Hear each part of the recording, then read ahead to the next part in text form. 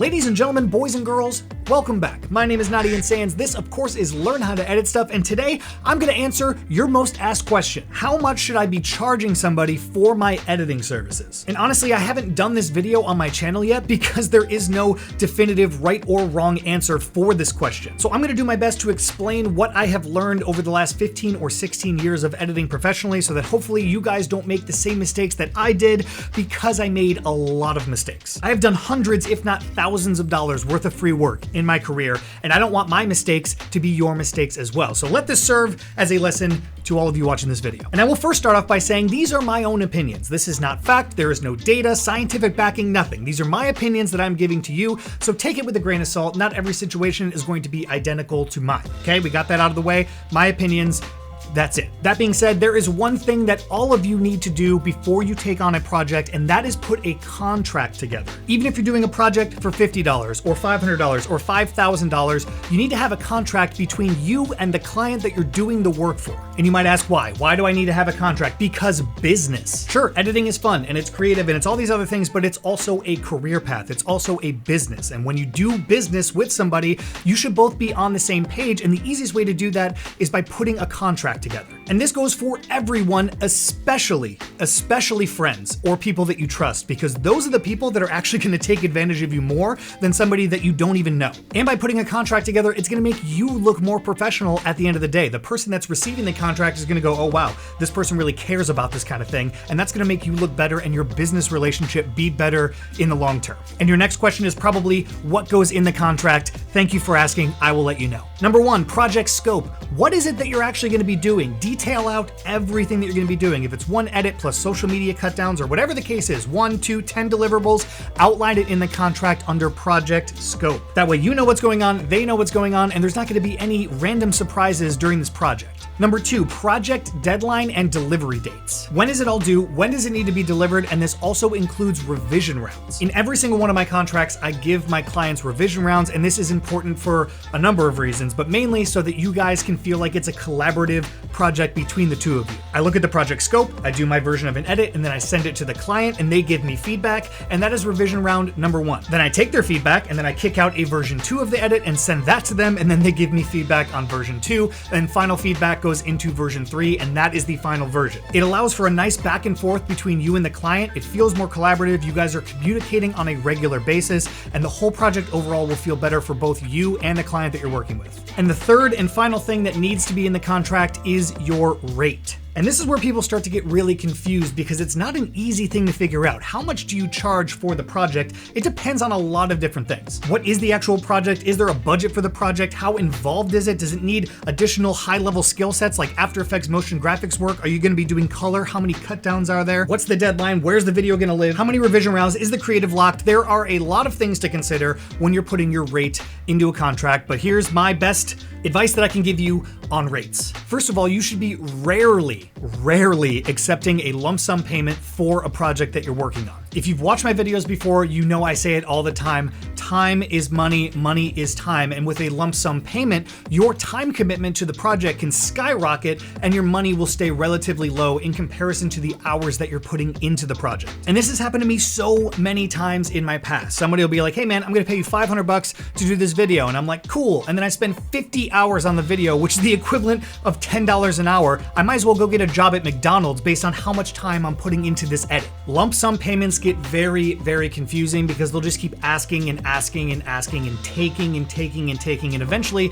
it's gonna piss you off so much that you don't even want to do this as a career anymore. So please take my advice, don't accept lump sum payments from anybody. If you are going to accept a lump sum payment, make sure it is with somebody that you've worked with multiple times and that you trust to actually not screw you over. Okay, so no lump sum payments. That basically leaves us with two different options. There is a day rate and an hourly rate. Day rate, hourly rate. Those are the two things that you guys need to be putting into the contract, but first you need to figure out what those numbers actually are. And your rate is largely determined by a couple different things, mainly your skill set, how good you are at editing and what the project actually requires, your understanding understanding of time and budgets, and the ability to set deadlines for yourself so that you're not wasting a tremendous amount of time or a tremendous amount of budget, and then that person never wants to work with you anymore. You have to understand the big picture. There is no one-size-fits-all price for your editing. Is it a simple edit? Is it a complex edit? Is it a short edit? Is it a very long edit, a documentary, a full-length feature, a half-length feature? How long are you actually going to be working on this thing?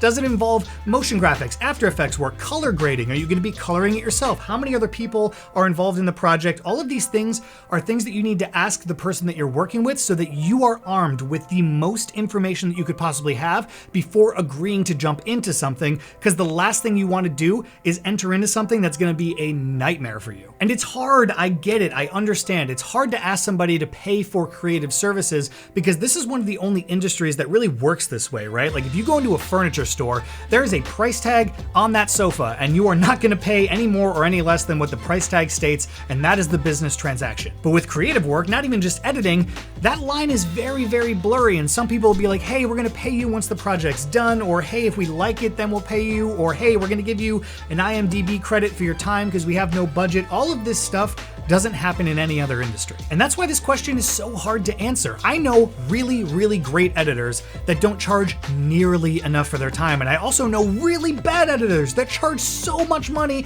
and I can't believe that people actually pay them to do the work because the work is such dog shit. So there's a lot of thinking that needs to go into your rate, but really what you need to determine is, do you want a day rate or an hourly rate? With a day rate, you're gonna need to know how many days it's actually going to take you to complete the project. Same with an hourly rate, how many hours is it going to take you to complete the project, and what is their budget for this project overall, and are you willing to dedicate the time to fit into that budget? For entry-level editors, anyone that hasn't really been doing this for a while, 150 to 250 bucks for the day is pretty good. Intermediate level editors can probably charge anywhere from 350 to 550 for the day, and advanced editors can charge anywhere from 600 and up. The sky is pretty much the limit, because with that skill set, with that advanced editor level skill set, you can guarantee that a project will get done at a very high quality, at a very high pace. The professionalism, everything kind of goes into that, and people are willing to pay those day rates because you are just gonna knock it out of the park, where somebody who's just starting or has only been doing it for a little bit of time, there's a little bit of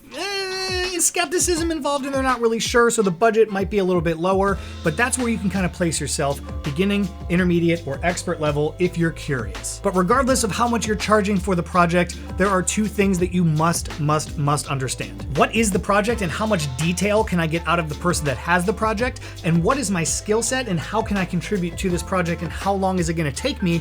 And the marriage of those two things is what's gonna determine all the stuff that's in your contract, and you have to have a contract. The contract is not for when things go right. The contract is for when things go wrong, so that you can have a legally binding agreement. If the person decides to try to screw you over, you at least have a little bit of leverage on your side. And in that contract is going to be project scope, all of your deadlines and deliverables, and your rate, and you're not going to accept a large lump sum or a small lump sum, no lump sum. You're going to charge a day rate or an hourly rate based on your skill set, kind of lumping you into the beginning, intermediate, or expert level buckets that you can charge. And then once you have all of that information, present the contract to the client, and if they're actually a good business person, they will respect it, they will sign it, and then you will have yourself some work that you can then put into your portfolio, make a little bit of money on, and keep moving forward in your career path. Look on Craigslist and LinkedIn Jobs and Indeed and all those other job posting websites. Go on Fiverr, offer your services on Fiverr. Even if you're reducing the rate at which you want to do it, at least you're building your portfolio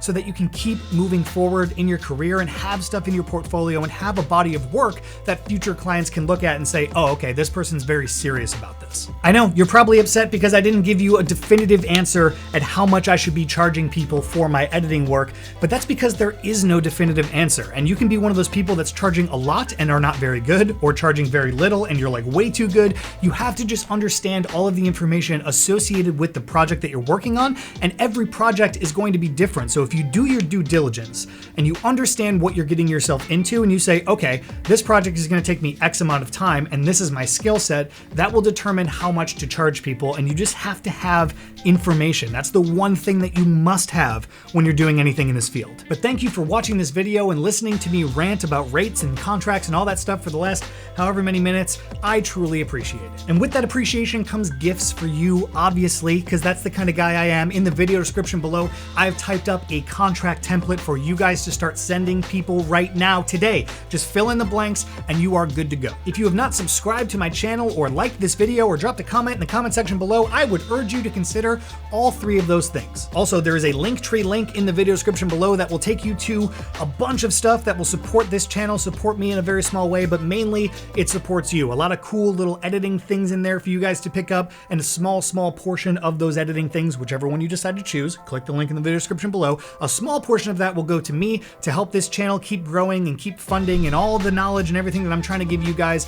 I don't ask for very much, but hey, click the link in the video description. If you see something that jumps out at you, awesome. Subscribe, drop a thumbs up on this video, comment in the comment section below. All of this stuff makes me a happy camper. Thank you again for watching this video, and I will see you in the next one.